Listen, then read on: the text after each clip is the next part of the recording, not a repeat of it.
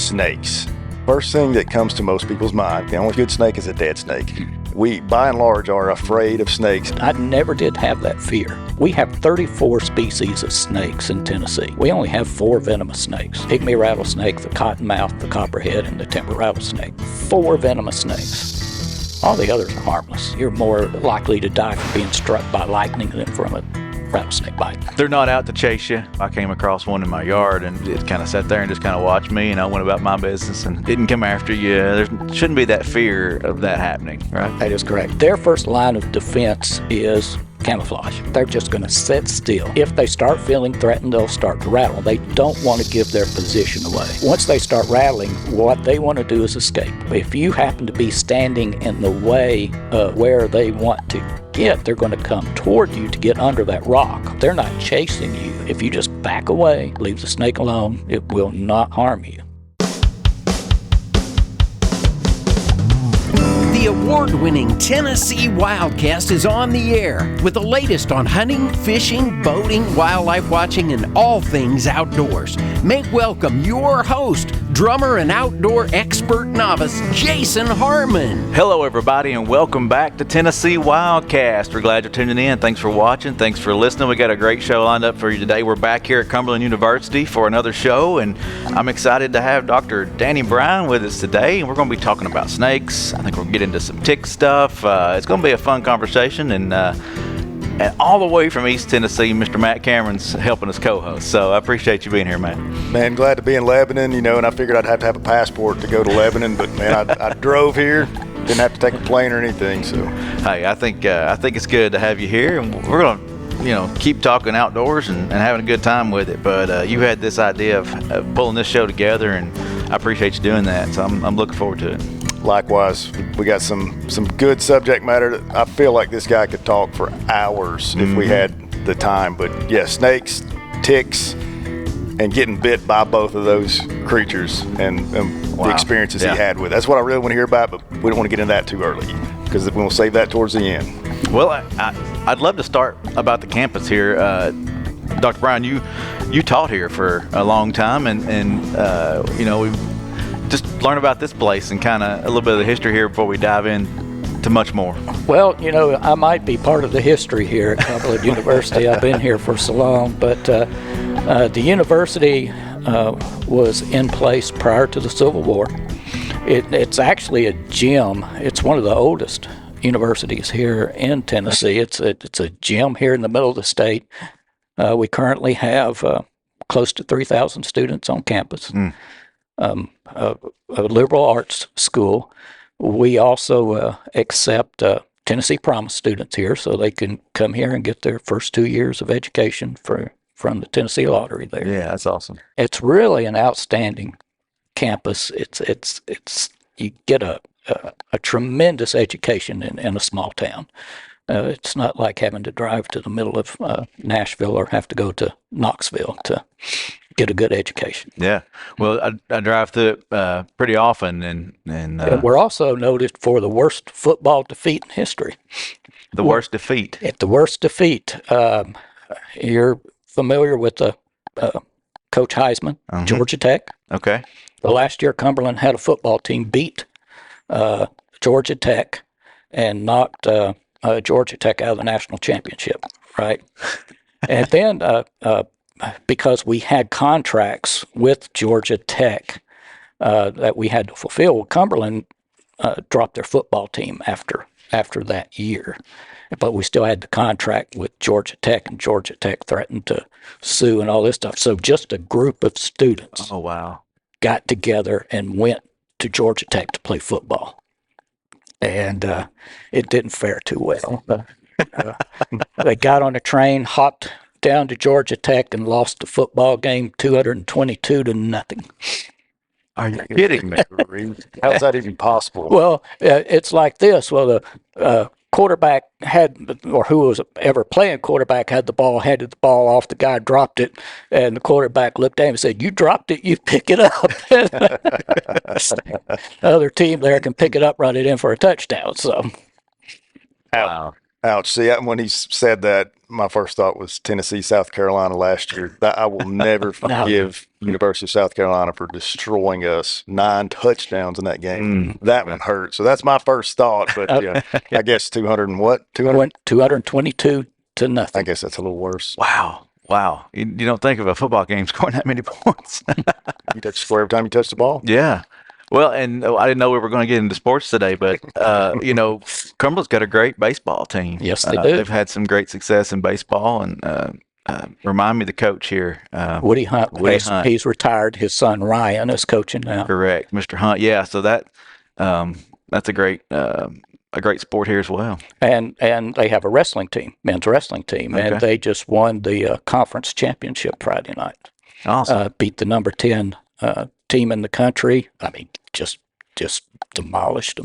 Cumberland's got it all, sounds like. Yeah, prospective students, if you're listening, Yeah. might be the place for you. And you live not far from here, correct? Yeah, just Jason? down in Watertown here in Wilson County. It's a great place to live and great county to be in. Yeah. So, well, Matt, I know you pulled this together and you really wanted to dive into this topic today, and I appreciate you doing that. Where do you want to get started? I want to hear a little bit about his educational background and his teaching background, if you don't mind. Just bring us up to this point in your career. Okay, well, I earned an associate's degree from Motlow State, 1980. Graduated from the University of Tennessee, Knoxville in 83. 1987, I graduated from MTSU with my master's degree, concentrating in botany. And then in 2012, I wrapped up my PhD at Tennessee Tech. And what was your doctorate thesis? So the natural history of the timber rattlesnake at Center Hill Lake was the topic of my dissertation. So put in, 12 plus years of research just on the Center Hill Lake population of timber rattlesnakes there. Well, you've been no stranger to all the universities there. You kind of covered them all. And they're all wonderful. Yeah. We got a lot of great schools here in Tennessee, and We do. along with being a professor here and studying all these other universities, that's great. A lot of our wildlife education comes out of like you said, University of Tennessee and Tennessee Tech, and even Middle Tennessee State University. So that's cool. So I guess from your education and moving into your teaching, Cumberland University was one of them, but you also taught at Tennessee Tech And Martin Methodist College, Methodist. So which is UT Southern now. So I spent 3 years at Martin Methodist College and then 33 years here at Cumberland University. 33. That's quite a career. yeah, And the list of the things that this man has taught just blew my mind. I don't know if I'll go down all of them, but there's various types of biology, botany, zoology, microbiology, genetics, aquatic ecology, entomology, a lot of ologies, stuff I can't even pronounce. That impressed me. A lot of times we talk to people who are experts in one subject matter. You got your fish people and you got people who studied elk, and they know a lot about this, but it looks like you've really studied and taught a lot of various subjects. Tell us about that. Well, it's if you take a look at my graduate work, it was a lot of ecologies. There was plant ecology, plant ecology, uplands ecology, aquatic ecology. I just go on and animal ecology, and really, if you are in the field of ecology, you have to have a very diverse background, and that includes botany, because what identifies a habitat? You've got a temperate deciduous forest, right?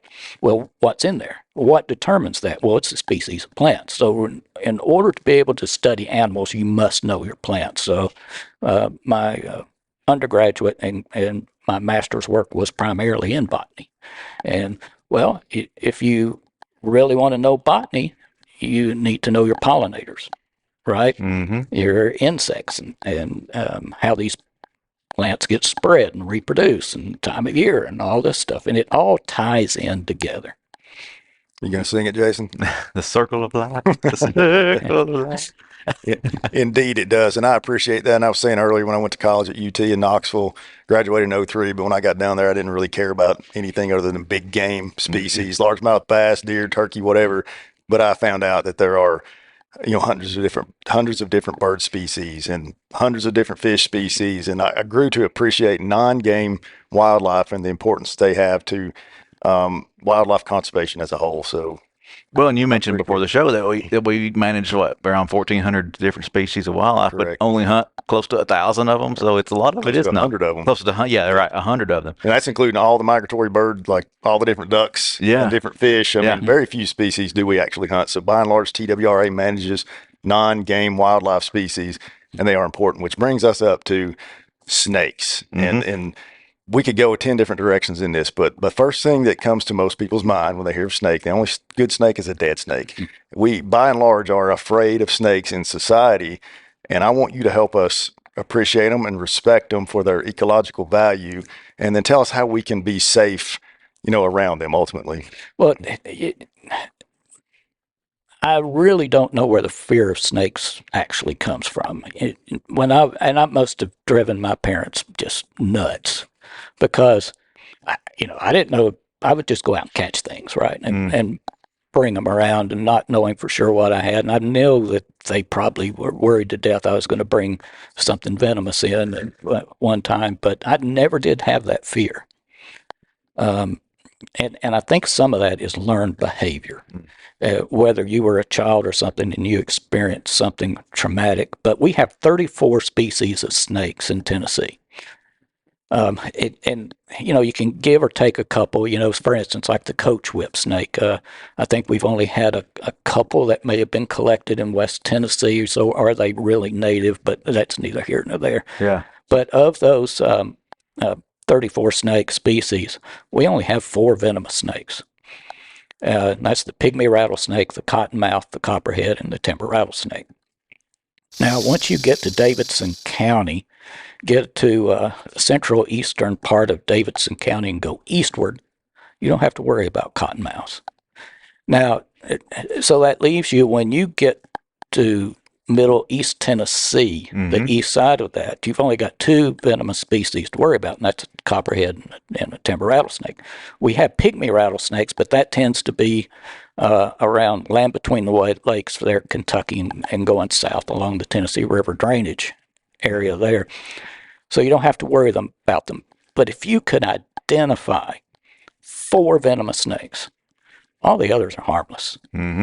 All the others are harmless. And the most misidentified venomous snakes are copperheads and cottonmouths.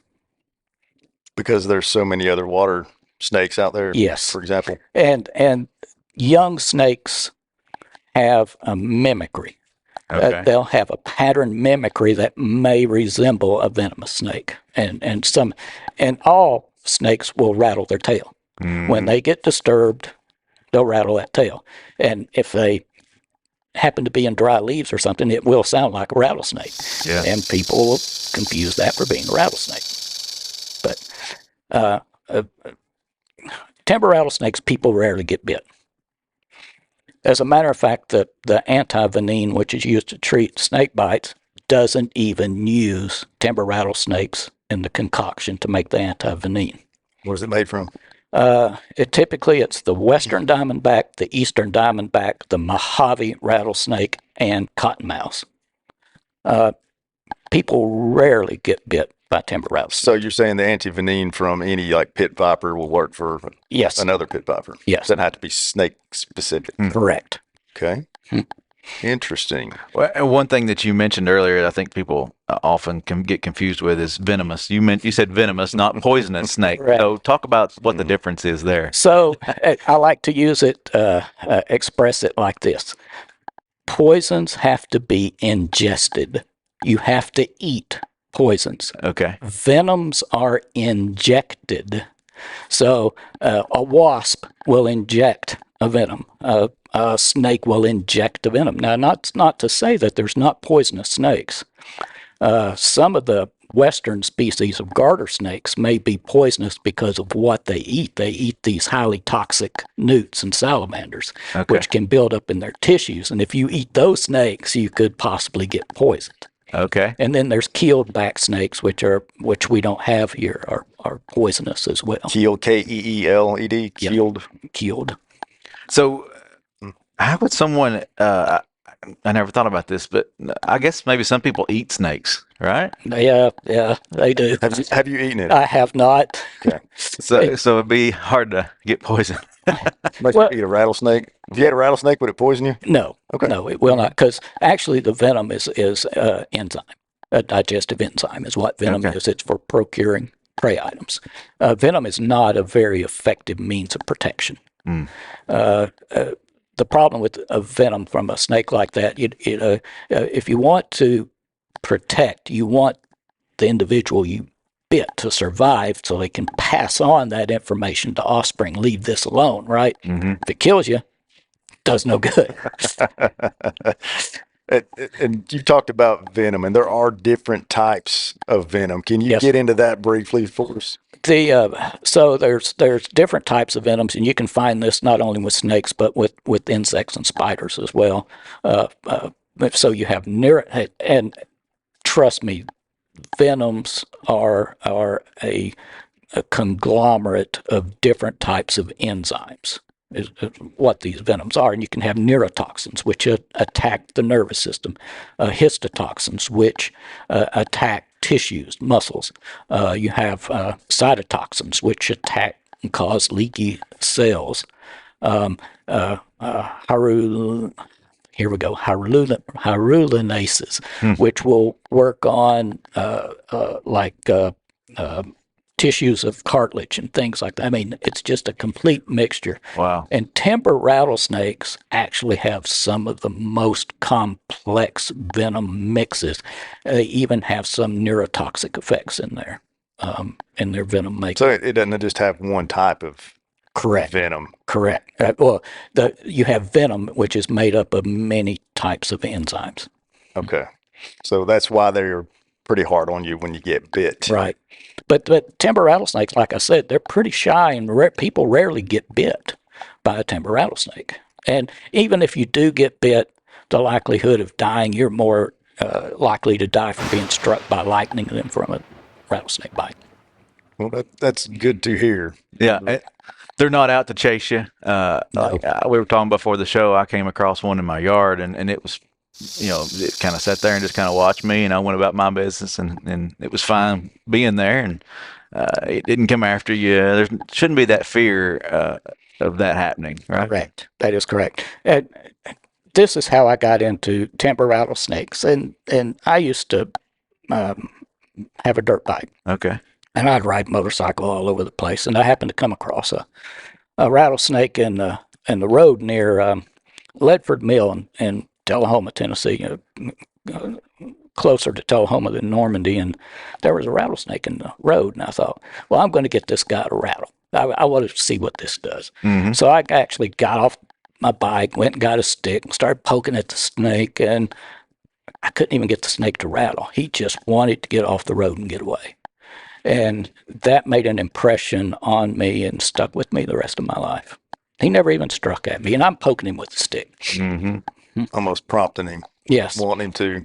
And you talked about earlier, and this may help people quell the fears of snakes, but you talked about the 3 different escape mechanisms and so forth, the defense mechanisms. Tell us about that. So if you take a look at a timber rattlesnake, and I don't know if you can pick that up, and look at the coloration. So their first line of defense is camouflage, and they're just going to sit still. If they start feeling threatened, they'll start to rattle. They don't want to give their position away. And once they start rattling, what they want to do is escape. They want to get away. Now, if you happen to be standing in the way of where they want to get, they're going to come toward you to get under that rock or their safe spot. They're not chasing you. They know there's a safe spot where they're headed. If you just back away, leave the snake alone, it will not harm you. I'm like I've told you guys before, I'm not afraid of snakes out in the woods. It's ticks I have aversion for. And I hate to get too far off, but why is that? Uh, And then we'll come back.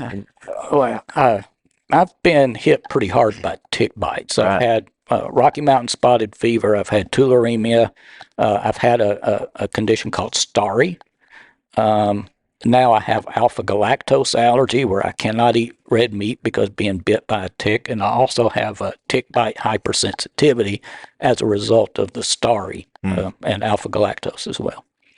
And that right there is terrifying to me as a carnivore who loves wild game and beef in particular.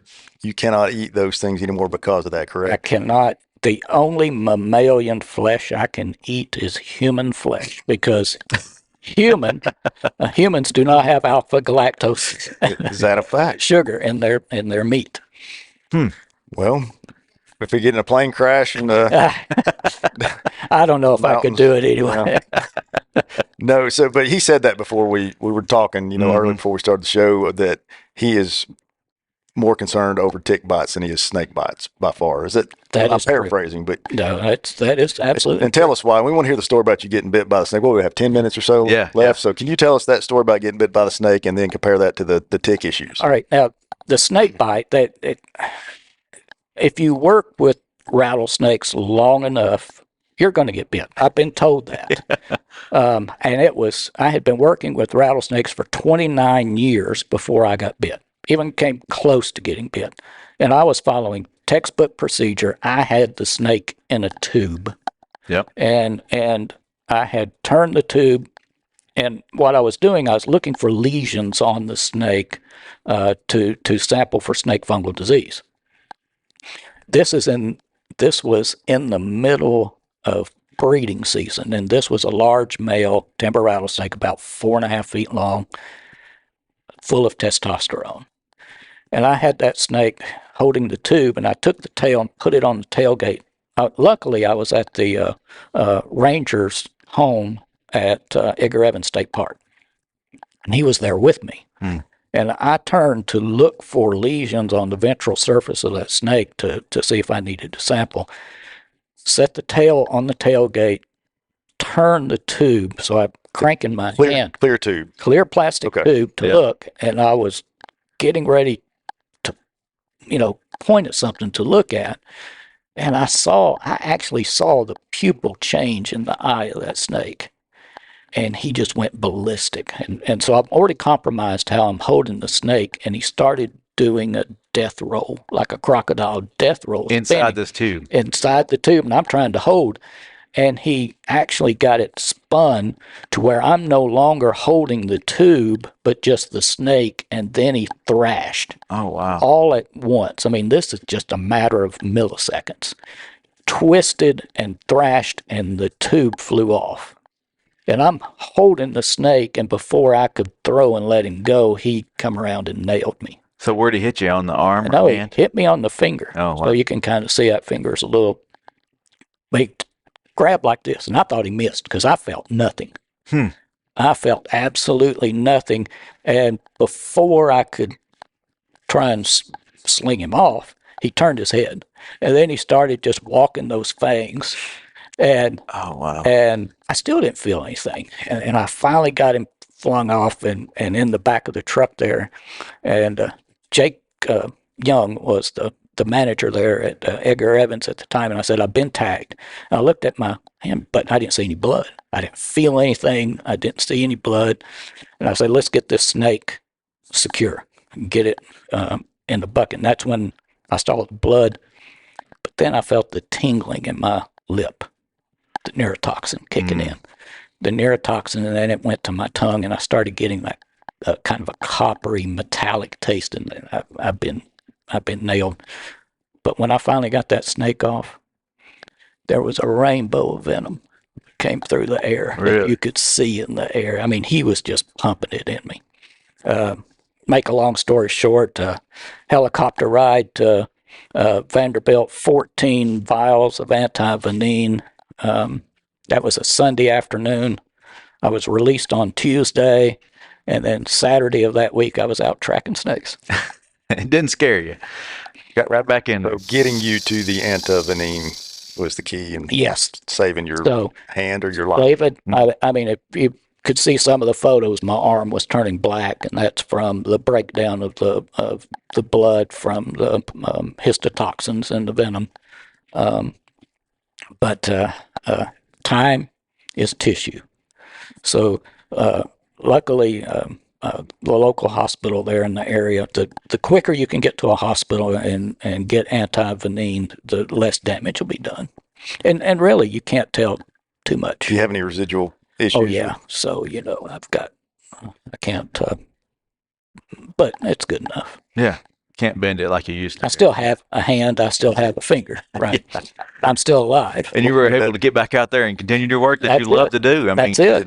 Yeah. And to this day, I still worry more about ticks than I do snakes. Yeah. Tell us why that is. Well,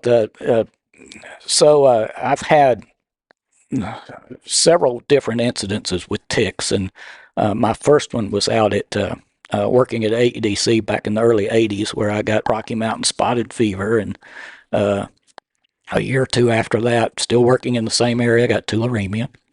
And then working with the rattlesnakes at Center Hill, I got bit by a Lone Star tick.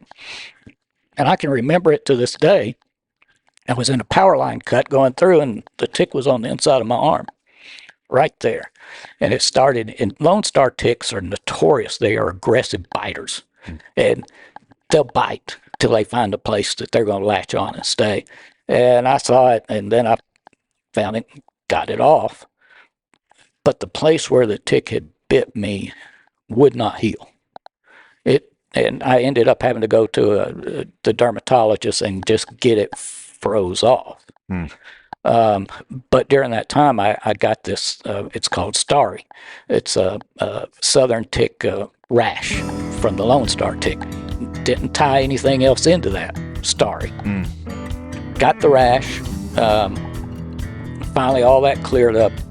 But what followed was the alpha galactose allergy to where I can't eat red meat. Some scary stuff there, but I love that it didn't hinder your passion for your work and that you continued and kept working.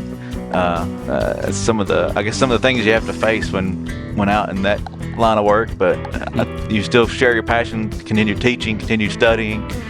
But I'm glad you're here. No doubt. Me too. So you're retired now as a professor, but still doing research. Is that correct? That is correct. Not as much into it as I was. I'm long in the tooth now, and climbing those mountains, that's not fun anymore. Well, you get out and do it when you want to and enjoy it. And I don't mind doing surgeries and planting transmitters and things like that. So I can still do that. Awesome. Well, I appreciate the info today and sharing your passion and maybe it'll encourage some folks to get out there and pursue this line of work and explore Cumberland University. So, Matt, I appreciate you lining up. Oh, man. Yeah, I feel like he could go on and on and on. And I'd love to hear him do that. He knows a lot about fire ants, too. So maybe we'll get you back on sometime. You can talk about fire ants and insects, if you would. Yep. Well, that ties it in because the snakes keep the mice under control. Where this alpha gal's coming from are mice and deer with the ticks. So rodent populations, more people are going to come up with this alpha gal allergy. Wow. That's a circle of life right there. And the crows as a nest predator of wild turkey eggs. Yes, they are. I've preached against coons, foxes, and skunks and raccoons, but he added crows to the list. Well, sounds like there's a lot more that we could do in the future, so keep coming back, keep listening, keep watching. This is Tennessee Wildcast, and we'll see you next time. Thanks for tuning in. Stay connected with TWRA by visiting our website at tnwildlife.org and follow us on Facebook, Twitter, and Instagram. Hey, it's all about Tennessee wildlife. It's what we do. Tennessee Wildcast will be on the air again next week. We'll see you then.